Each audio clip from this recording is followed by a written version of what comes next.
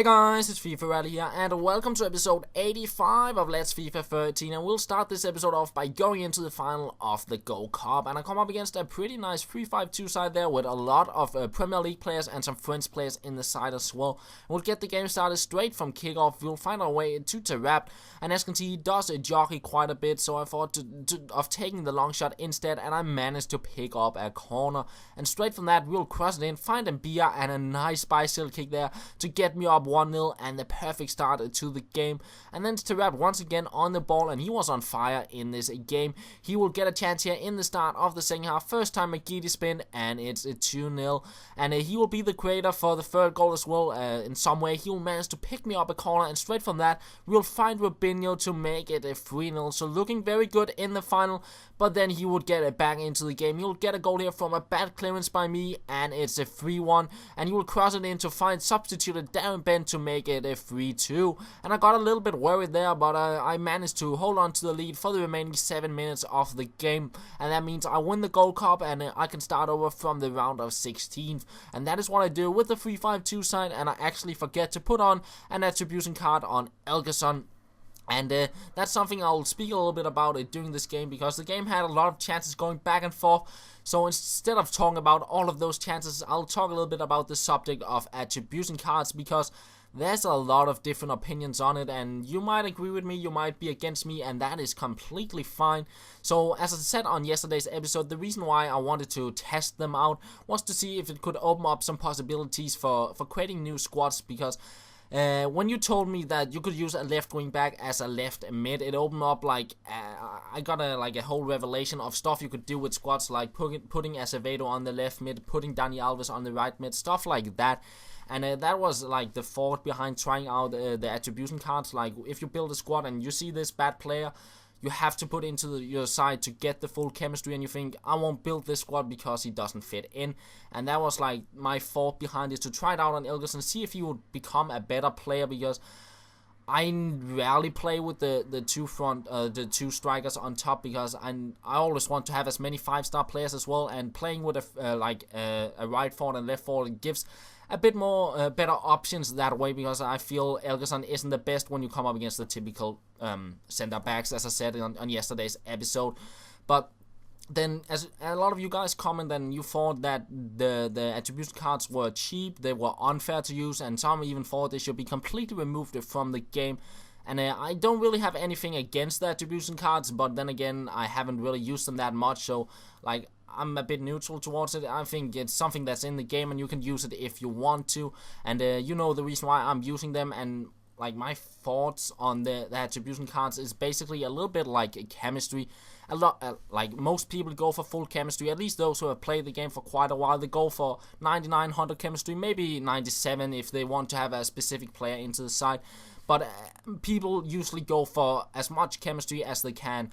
And the reason for that is it improves your team, it makes it better. And that's exactly the same thing, like, at least in my opinion, I feel it's the same thing that happens when you use the attribution cards. You basically make your player, your team better that way. The only difference I see from it between like the chemistry and the attribution cards is one. I see two differences actually. I see one that it costs something on each game. Like, you have to pay each game if you want to have your player performing better. And the different thing, the other different thing I see is that it's like displayed on the screen. When you use the attribution card, you can see your player has improved in stats, and your opponent can see that as well. While when you use the chemistry, you can't really see that your team is going to play better. You just know it is, because it's just how the game works. Chemistry makes your team play better. So that is basically the difference I see about chemistry, and that's the reason why I'm maybe not that much against the attribution cards. Like, if I see my opponent using it, I think, well, it's fine. I'm not too bothered about it. But yeah, guys, let me know down in the comments what you think about the attribution cards. Do you think they should be completely removed? Do you think they're unfair? And if you think so, let me know why. Or if you think they're alright to have in the game, let me know why as well, because I really want to know, like, your guys' opinion on this subject as well. But moving on to the gameplay, I managed to win the round of 16th in a game where I had a lot of shots and chances, but he was a whole lot more clinical than me, and that meant we went into the penalty shootout, which I managed to win. So we're into the quarterfinals, coming up against a pretty nice Italian side there, and I will quite a nice chance here with Wallison, but the Rabona cross is terrible because I had manual crossing on, which I had forgotten when I played the game. And they will get on the ball here with a Ben Arthur, take a shot, and a very lucky deflection to make it 1-0. And only 3 minutes later, we'll find Wallison take a shot, and the rebound falls to Elgerson. So a very lucky goal there, and he decided to rage quit after that. So I'm through to the semi-final, which will be the final game of this episode. And this guy I came up against was a really good player, and his team were always in the right position and formation. He played with a full Liverpool side, getting the best chemistry you possibly can. And as I said, it was very difficult to find any space. And what a goal he gets the game started with. Gerrard into the top corner, and I tried to push back into the game, but as I said, his team was very organized, and I didn't create anything from the build-up play. I had to hit him on the counters. I make it 1-1 here with Ronaldinho just before halftime, but it didn't last long. We go into the second half, and what a goal by Downing to make it a 2-1. And I really thought I had lost the game because, as I said, didn't create many chances. It is, I will hit him on a counter here, and in the end I find Matuidi to make it 2-2 in the 85th minute, getting me back into the game, and that means we go into extra time. But then it's his time to hit me on the counter, and he will pass the cross there to make it 3-2. But only 2 minutes later, we'll find Ronaldinho here on the edge of the box. He will cut inside, and it's a 3-3. So into another penalty shootout we go. And I started off terrible. He will save my first shot, and I just thought, oh no, this is not good. And he converts his first shot as well straight into the top right-hand corner. And then I miss another one, and I thought the game were pretty much lost at that point. But then I saved his shot, and it gave me a little bit of hope there. And after that, I went into my, I guess, a streak of scoring on the penalties. I'll get a goal there with Ronaldinho, and he converts his shot as well. And I'll pick up a second goal there with Elia. And then he steps up with Gerrard. He's not going to miss that despite me diving the right way. And then we steps up Ben Arthur. I can lose the game, but I managed to convert it down the middle.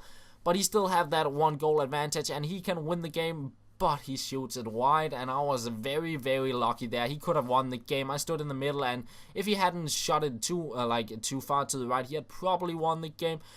But we keep on going on the penalties, and it's completely even. I managed to convert my shot there with Matuidi. He steps up with Enrique, and I save it, and that means I win the penalty shootout, and I go into the final. And that will pretty much be the end of this episode.